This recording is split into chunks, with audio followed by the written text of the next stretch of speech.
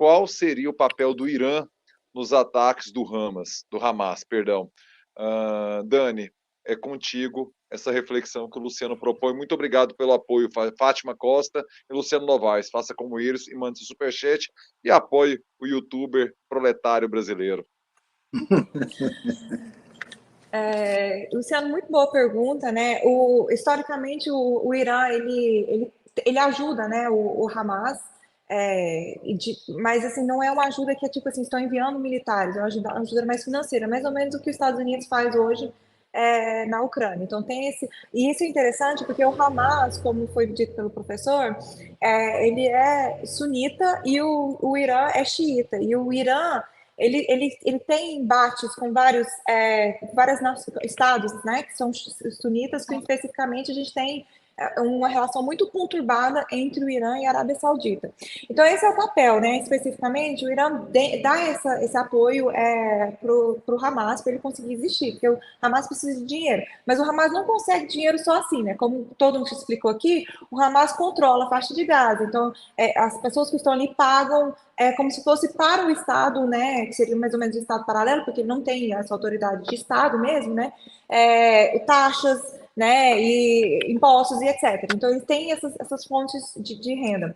E a própria Arábia Saudita tem uma relação também com os grupos sunitas, né, radicalizados dentro da Palestina. Então, mas essa seria a do Irã. Qual que é outro ponto que a gente tem que trazer para aqui agora, né, para o contexto de hoje? Dentro da questão das relações de segurança e geopolíticas internacionais.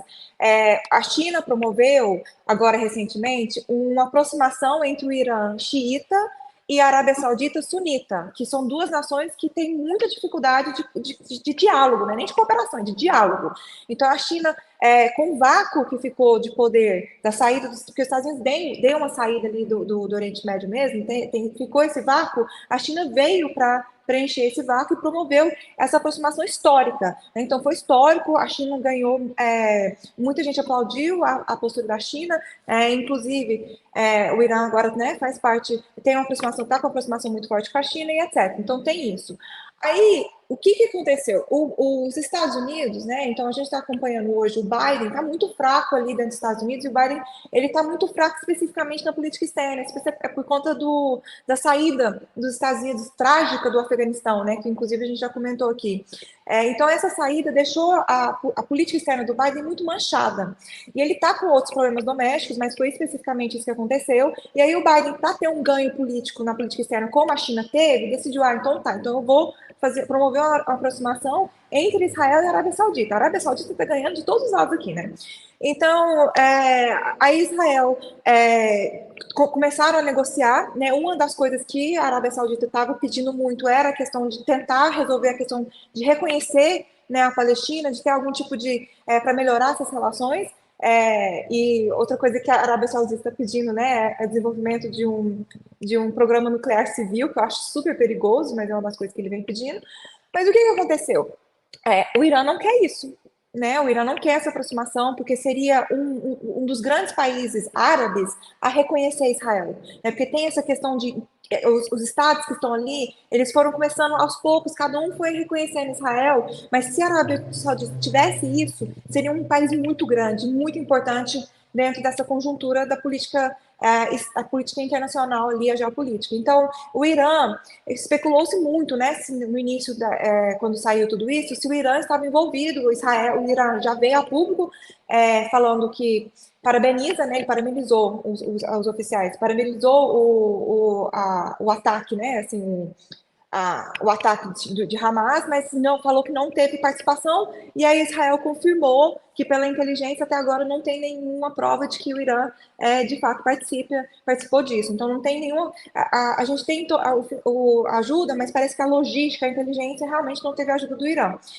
E eu acho muito difícil, mesmo que se tivesse, que o Israel viria a público falar que teve, porque seria uma guerra em dois frontes. Né? Israel teria porque se tivesse realmente envolvimento direto do Irã, seria declaração de guerra, né, ao mundo árabe, porque você iria atacar primeiro, vou me corrigir, gente, porque o Irã não era árabe, né, o Irã é persa, mas seria um ataque ali a toda a conjuntura da política internacional daquela região, então Israel iria para a guerra com o Irã. E o Irã não é um país qualquer, né? O Irã é um país forte ali, né? A gente está falando de três potências regionais, que é Israel, o Irã e a Arábia Saudita.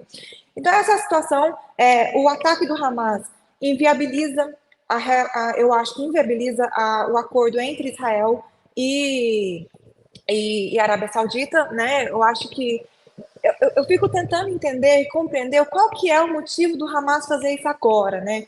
E parece muito vinculado a essa questão dessa aproximação de Israel com a Arábia Saudita. E a verdade, gente, assim, o que, que o Irã, o que o Hamas vai ganhar com isso? É que o Hamas sabe que no poder hoje em Israel está um extremista de direita. O grupo político, né, quem está apoiando ele são os sionistas, que são extremistas, né, eles querem de fato, da mesma forma que o Hamas quer acabar com Israel, esses grupos querem acabar com a Palestina.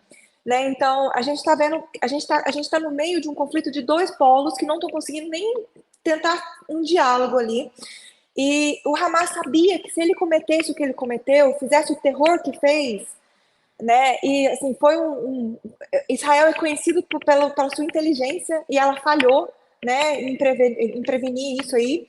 Então, ficou assim muito feio, né? Então, assim, a resposta de Israel, eles sabiam que seria desproporcional, né? E aí eu acho que Israel tá meio que caindo no jogo do Hamas ao fazer essas respostas desproporcionais. Porque do mesmo jeito que a gente está falando do Hamas, que é terrorista, apesar da ONU não reconhecer o Hamas como um grupo terrorista, porque tem essa questão política que a gente está todo discutindo aqui agora, o que o Hamas fez agora e já fez no passado, o classifica como um grupo terrorista. Mas não vamos falar do passado, então, vamos falar sobre agora. A gente viu o ataque na rede, a gente viu o que o próprio professor falando, jogando granadas dentro de kibbutz. Então, foi uma atrocidade o que eles fizeram, foi um terrorismo, eles mataram muita gente, né? Os números são assustadores, né? Já passaram de 1.000 pessoas que foram mortas por esse ataque. Então, eles cometeram um ato de terror, então é um grupo terrorista, sim. Mas o Israel está, nesse momento, cometendo crime de guerra também. Né? Esse cerco que Israel está impondo a Gaza, porque o Israel consegue cercar Gaza. Se vocês forem olhar a evolução do mapa, Israel cercou Gaza de uma forma que é difícil você entrar lá se você não estiver passando pelo Estado de Israel. Então não entra agora energia, não entra água, não está entrando internet, não está entrando comida, não está entrando ajuda humanitária para 2 milhões de palestinos. Mais de 2 milhões de palestinos. Então, isso também se classifica como crime de guerra. E essa ordem, né, que agora eles estão querendo, como o próprio o Pablo falou, né, eles estão querendo entrar por terra, porque por enquanto só está os bombardeios, né? Aí vem essa ordem, né, do Netanyahu de falar assim, não, quem está no norte da Palestina, 1,1 milhão de pessoas, tem que sair. Vai para onde, gente? Quem vai receber? Né? Isso, é ótimo esse mapa, né? É exatamente isso que eu tô falando, Pablo. Você vê ali a faixa de Gaza, ela está cercadinha por forças israelenses. Então, olha, a- o, o acordo de dois estados não está sendo nenhum dos lados. Então, assim, o que eu venho falando muito nos últimos dias, quando eu venho falando sobre isso aqui, é que enquanto os dois não se reconhecerem e não falarem assim, não, o outro pode existir, não tem como a gente resolver essa questão, né? Porque você querer acabar com algo que existe extermínio, é limpeza étnica, né? E isso aí não dá pra gente fazer agora no que a gente tá ouvindo. Inclusive, eu estava até falando com o Pablo mais cedo, se alguém conseguir, né, entender inglês, tem um podcast no The Economist, chama Intelligence, e eles entrevistaram um líder do Hamas e ele fala com todas as letras na entrevista que quer exterminar Israel, né? Então, a postura do Netanyahu e dos grupos que apoiam Netanyahu é também de extermínio da Palestina.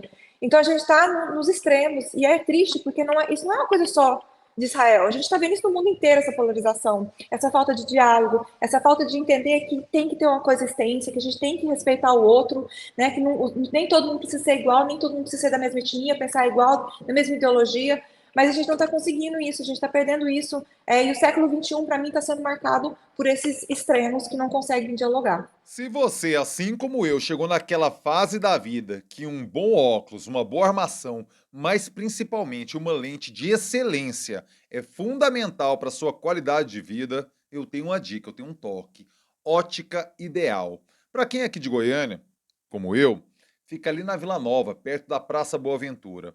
E é o seguinte, os caras são especialistas em qualidade. Isso é o fundamental, cara, entregar o melhor produto para você no melhor preço do mercado. Vai lá, troca uma ideia com o Marcelo e veja se o atendimento não é de primeira e o serviço de excelência. Por quê? Eu, por exemplo, trabalho o dia inteiro no computador, cara, tá precisando de um óculos que não deixasse a minha vista cansada, dia inteiro aqui mexendo com informação tal, não sei o quê. Uma lente anti-reflexo como essa me deu conforto, cara, melhorou demais a minha produtividade e eu tenho certeza que vai ter a melhor solução também para aquilo que o seu oftalmologista recomendar.